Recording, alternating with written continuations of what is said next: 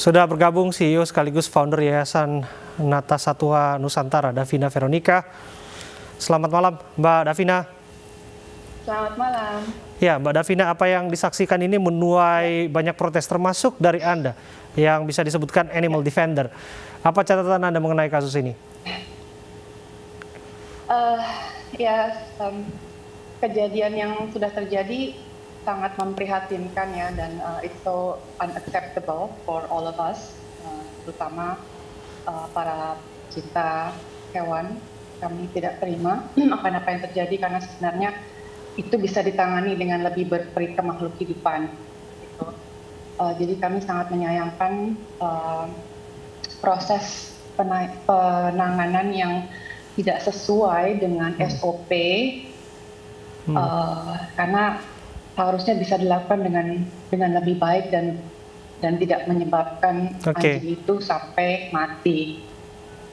Ya, Mbak Davina, kalau kita kan sudah lihat ya bagaimana upaya evakuasi anjing tersebut atau bagaimana upaya untuk dalam tanda kutip ya merazia anjing itu. Menurut Anda bagian mana yang paling fatal yang dilakukan oleh Satpol PP Aceh Singkil? Seharusnya gini ya, ada SOP-nya di mana anjing itu, jadi pada saat petugas itu datang, pastinya dengan perlengkapan yang proper.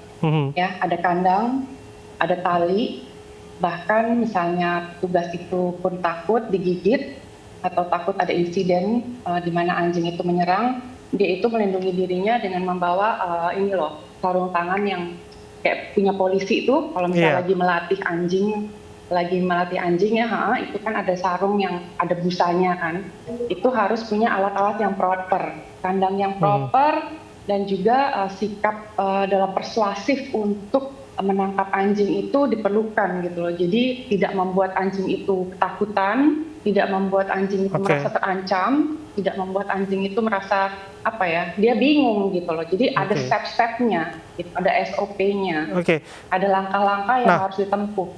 Ini yang diduga kuat menyebabkan anjing yang bernama Kenan ini mati ya, akhirnya mengembuskan napas terakhir ya. Begini, menurut Anda di bagian mana seharusnya para Satpol PP ini menunjukkan upaya untuk Anda sebutkan tadi, peri ke makhluk hidupan, begitu. Di bagian mana ketika proses penanganannya? Ya, sebenarnya saya juga dalam tanda tanya ya, kami juga dalam tanda tanya, kenapa kok yang menangani proses ini Satpol PP? Iya. Karena sebenarnya untuk urusan ini sebenarnya meskipun Indonesia itu belum punya undang-undang khusus untuk perlindungan hewan domestik atau peliharaan rumah, tapi anjing itu masuk di bawah undang-undang perlindungan peternakan, gitu kan? Iya.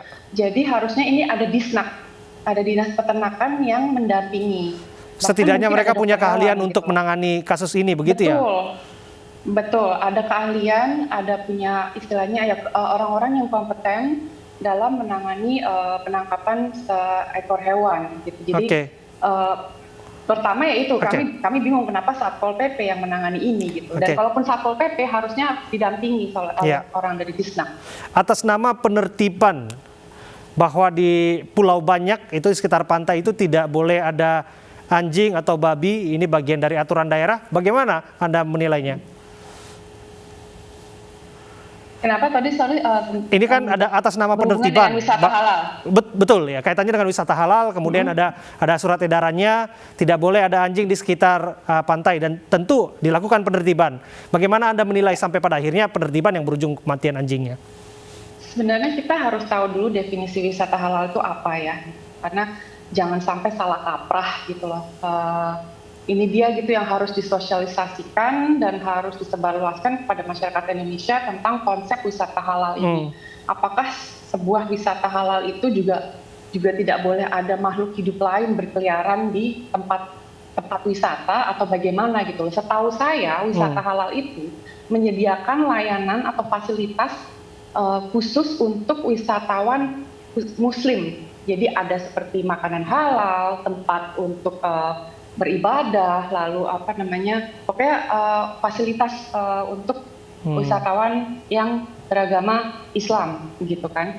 Jadi apakah ini termasuk dalam kategori atau istilahnya apa ya, definisi wisata halal ini di mana tidak ada satupun makhluk hidup lain, hanya ada manusia atau bagaimana gitu. Jadi aku juga kami juga agak bingung gitu ya. Seharusnya sih dengan kalau boleh saya menambahkan, dengan sekarang kondisi di era pandemi ini di mana semua dunia ini sedang menggaungkan kita ini harus merajut kembali kehidupan bersama lingkungan dan alam dan lingkungan sekitar kita, di mana kita harus menghargai keberadaan hidup lain, makhluk hidup lain. Seharusnya tidak sampai sebegininya ya gitu, kalau emang harus sampai ada wisata halal gitu Pak, karena itu kan makhluk hidup juga ya, ciptaan Tuhan, di mana mereka berhak juga berada hidup di bumi ini gitu. Iya, tentu itu satu perspektif mengenai wisata halal dari sudut pandang Anda. Tapi kan ada kearifan lokal juga, ini yang ditelurkan dalam aturan-aturan di daerah